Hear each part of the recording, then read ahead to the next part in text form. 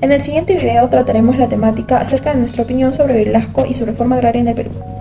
Fue un proceso crucial que transformó las propiedades de la tierra y tuvo un impacto significativo en la economía y la sociedad rural. Esta reforma agraria tenía como objetivo transformar la estructura de titularidad de tierras en el país. Además de esto, la reforma de Velasco buscaba reducir desigualdades y mejorar la situación de los campesinos.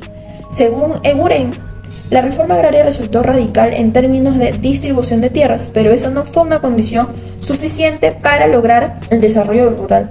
Frente a este contexto, se genera la siguiente interrogante: ¿fue beneficiosa la reforma agraria? Consideramos que sí fue beneficiosa, y a continuación defenderemos en las siguientes líneas nuestra postura frente a la controversia planteada. En el aspecto político destacan los desafíos y fracasos que enfrentaron los intentos de implementar cambios significativos en la estructura agraria del país.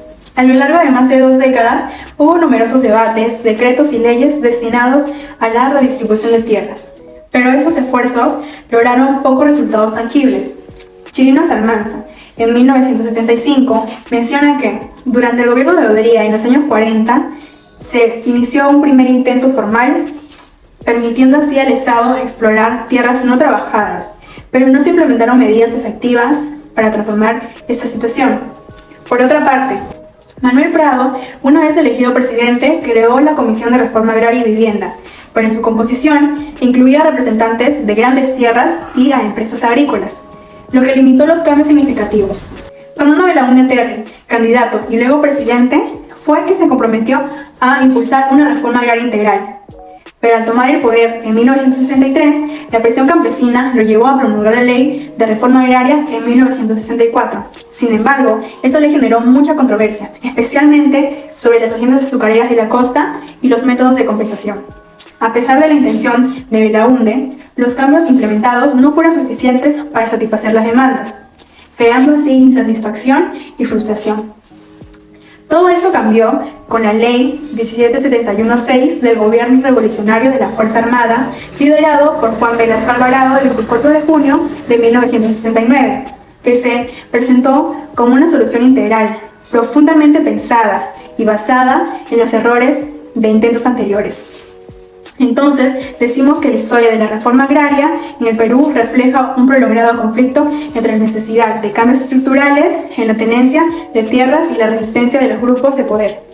Entre los años 1970 y 1976, la economía peruana registró un crecimiento de una tasa de promedio real del 5% aproximadamente, lo cual el sector agropecuario solo proyectó un 0.9%. Según Contreras y Zuluaga, en el año 2016, la economía de las empresas expropiadas se volvió complicada por el manejo político que, como era previsible, comenzó a adquirir su conducción. La economía nacional tuvo una transformación en una criatura extraña, mitad privada, mitad estatal, ni capitalista ni socialista, ya que, aunque funcionaba el mercado para algunos bienes o sectores, el Estado siempre era el que tenía el mayor control de ganancias.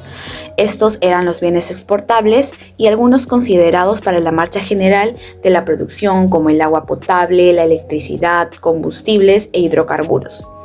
A la vez, el gobierno también era quien dictaba los precios de los servicios públicos, a los cuales figuraban como los alimentos, la gasolina, el transporte urbano e interprovincial y el salario mínimo.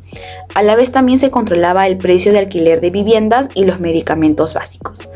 Elevados aranceles a los bienes importados también protegieron a la industria de ensamblaje y de bienes para el hogar, garantizando el empleo de la clase trabajadora y de los sectores medios urbanos.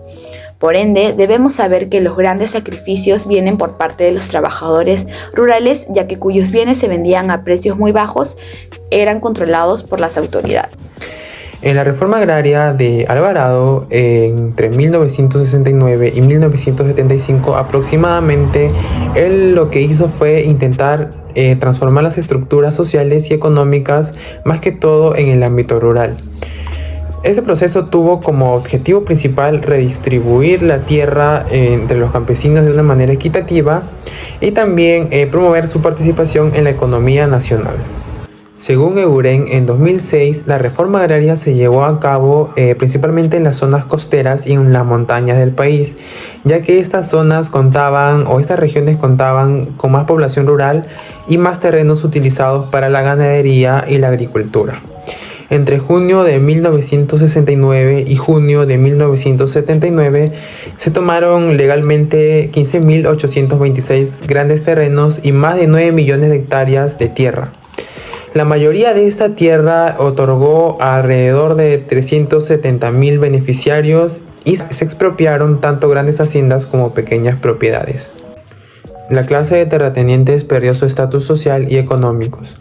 También se asignaron tierras a otros grupos y comunidades campesinas, así como a empresas de propiedad social. Solo un pequeño porcentaje fue otorgado a los individuos. La reforma agraria fue una acción que buscó redistribuir la tierra de una manera justa y también dándole acceso directo a un gran número de personas pobres que vivían en estas zonas rurales. Esto significó que los terratenientes tradicionales, que tenían mucho poder y mucha influencia en la sociedad y mantenían un sistema semifeudal que iba en contra del progreso, perdieran influencia.